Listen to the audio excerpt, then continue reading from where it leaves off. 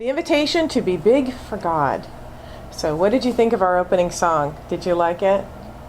I thought it was really, just a really upbeat song. I think we're going to be doing it. You'll get to, well, you won't. We'll play it for you after the service. It will be recorded? Oh, it is recorded? No, it wasn't so- recorded as part of the service, but I could send you the recording If of you, it. So. thank you. Yeah, okay, yes. Anyway, I always think it's a joy when a song inspires a Sunday sermon.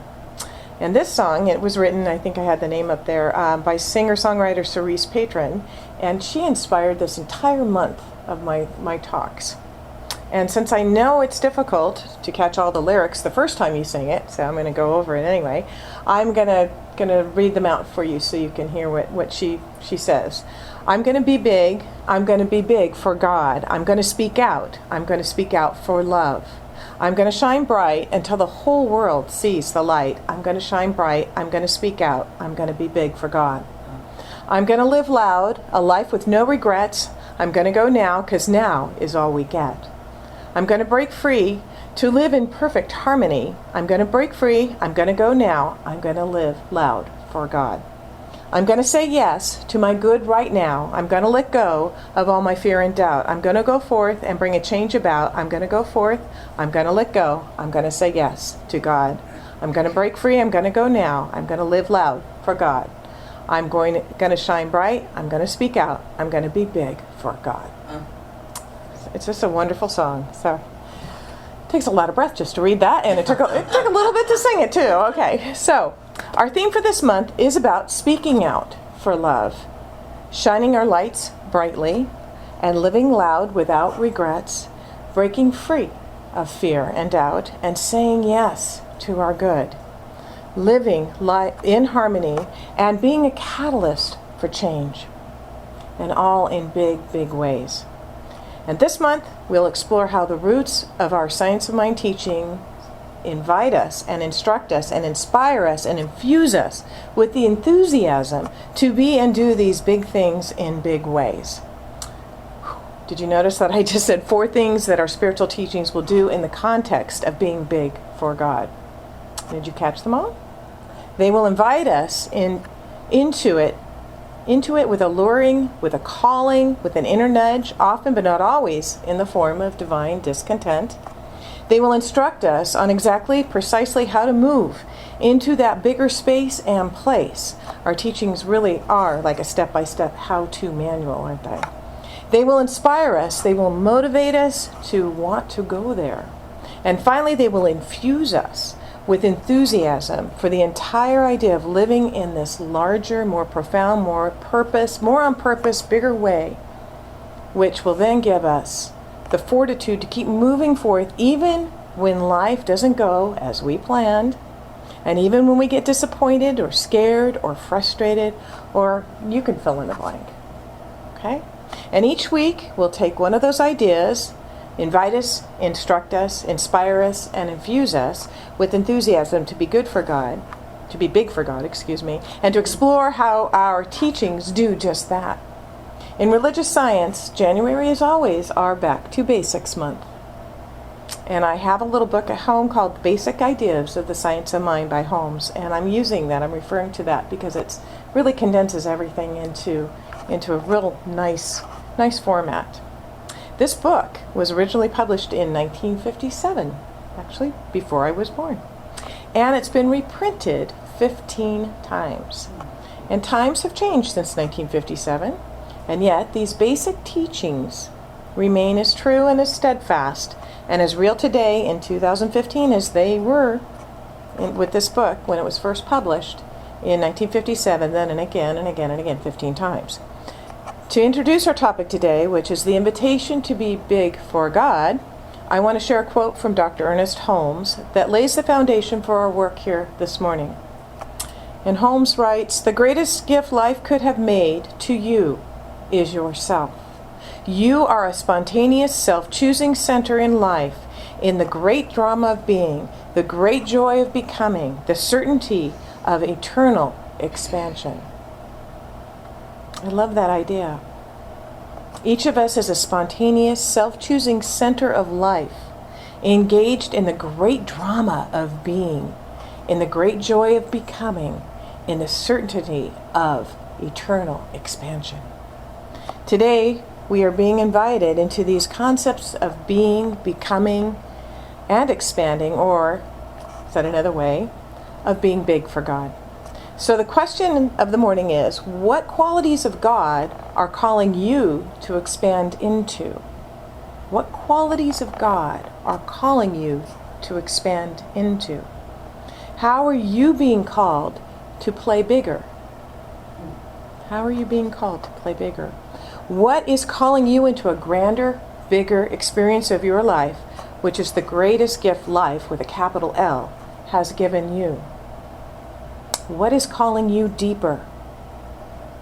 How are you being invited to speak out for love, shine your light more brightly, live loud without regrets, break free of fear and doubt, say yes in a more profound way to your good, live in greater harmony, be a catalyst for change, or all of the above? Let's just do it all, right? It's a fresh new year. We can do it.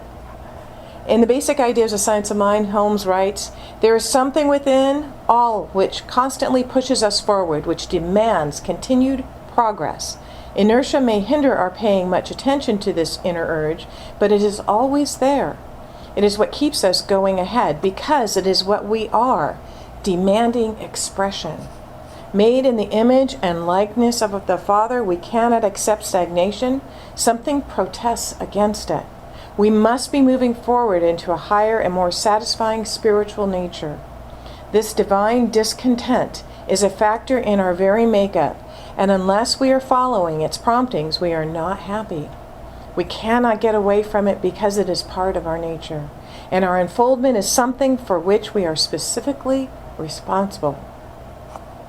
Wow. We're specifically responsible for that unfoldment. The Persian poet Rumi said the same thing in a very poetic way. Feel yourself being quietly drawn by the deeper pull of what you truly love. Feel yourself being quietly drawn by the deeper pull of what you truly love. I love both of these statements, both of the poem and the reading. We are always being invited into higher and higher levels of expression, being bigger and bigger for and as God, and it is our responsibility to RSVP yes to the invitation. Sometimes that invitation comes as a pull, and sometimes it comes as a push, in the form of maybe a slight tap on the shoulder, or maybe a gentle nudge here, or as a swift kick in the behind, right? That 2x4. And that's usually after we haven't responded to the tap or the nudge, right? Many years ago, I was at a conference and I heard Father Leo Booth speak. Anybody familiar with Father Leo Booth? Okay. He told of a trip to Bali that he took for a spiritual conference with Michael Beckwith. We all know Michael Beckwith with Agape. And Gerald Japolsky. When he arrived at the British airport to check in, he was told that his passport only had 4 months left and it needed to have 6 months to be legitimate. The agent suggested he stop over in Singapore and get his passport renewed at the British Embassy before he went on to Bali. But the process would take several days. And this was the best that they could offer him. And he was not happy. He had to be in Bali for the conference. As he sat there somewhat fretting and stewing, a lady got up from her seat and went to the restroom. And when she came out, he noticed that her skirt was caught up in her underwear. Anybody have that happen? Yes. He referred to this as a spiritual moment. What should he do? What should he do? He toyed with the idea of gently trying to pull it out, but he thought better of that. So instead he said, and I quote, "Excuse me, your skirt is stuck in your underwear." "Oh dear," she said. "I hate when that happens, don't we all?" "Okay. I thought it was better for me to tell you," he sheepishly muttered. "Thank you." She said, "I detect an accent. Are you from England?" He said, "Yes." She said, "So am I, but now I live in Singapore." "Well, what do you do?" Booth asked. And are you ready for the answer? Yeah, you know that. "Oh," she says, "I work for the British Embassy in the passport division." Within a day, his passport was renewed and he was on his way to Bali. I mean, love the synchronicity, right? Sometimes when we feel pushed or have that feeling of divine discontent, it really is God tapping us on the shoulder and saying, excuse me, I want you to be a greater expression of me than you are being right now. Excuse me, I want you to sprout wings and fly like a butterfly. Excuse me, I want you to be a more powerful co-creator with me. Excuse me, I want your attention. This year, I'm inviting each of you, each of us, and myself included, to aim higher and be bigger than we ever thought that we could be. Michelangelo once said that the greatest danger for most of us is not that our aim is too high and we miss it, but that our aim is too low and we reach it. Let's take a moment right now and think about how we are being invited right now into bigger ways to be or do the following.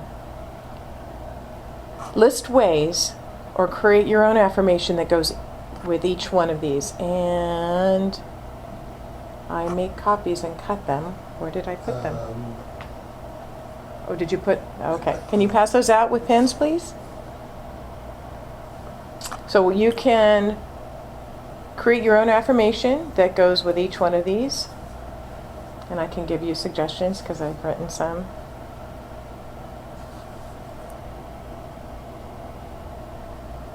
Which was my helper this morning. So, are these supposed to be cut? Yes. Oh, I didn't cut them. No, they're already cut. Oh, I So see. one I thought you page. meant singularly cut. No. We So have we're gonna, this for each of community. these,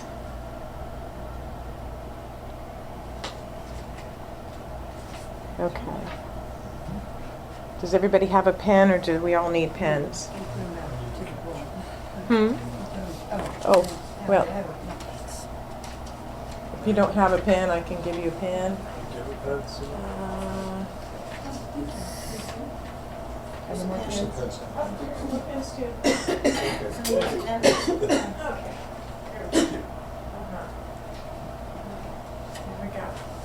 All right, so the first one is speaking out for love. Speaking out for love. My affirmation is, I am the way God demonstrates love in the world. So, would you repeat that? Speaking out for love. I am the way God demonstrates love in the world. You can write whatever affirmation that comes to you for this. So we write an affirmation for how we're going to Yes. express Yes. each of these. Yes.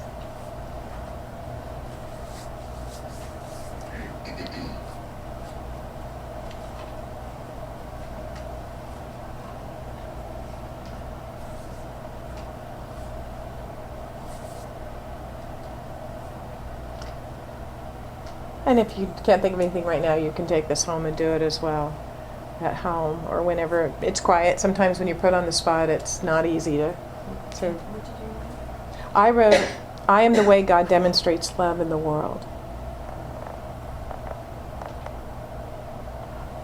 I will make people feel better by saying nice things to them. Yes, that's good. I like that. I put I love myself for that. Good. I authentically expand my expression of God. I like that. Very good. The next one, shining our lights brightly. I allow my light to shine brightly wherever I go.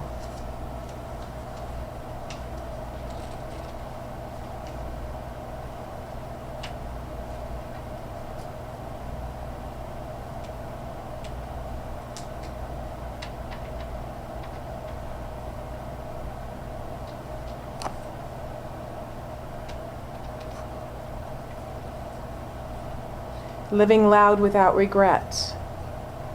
I live my life and know I am always divinely guided. I'm always divinely guided.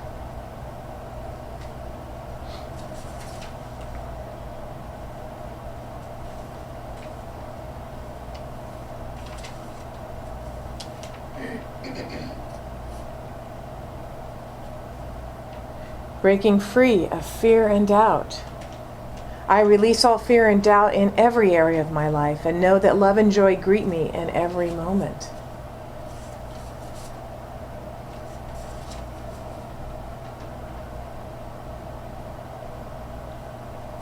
If you're ever choosing to come from a place and fear or love are present, always choose love. I choose to come from love. Saying yes to our good. I say yes to my good and give thanks that it is so.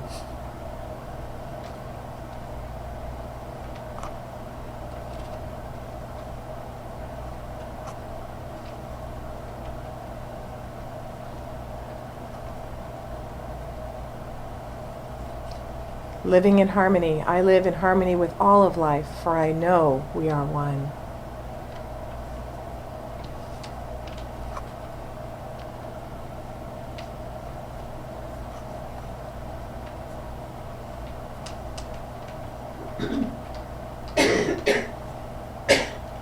Being a catalyst for change. I am a catalyst for change in bringing new ideas to the table to create a world that works for everyone. As Einstein said, we cannot solve a problem from the level it was created. So I open my mind and my heart and my soul to new ideas to create what I'd like to see in this world. Anyone like to share any that they have?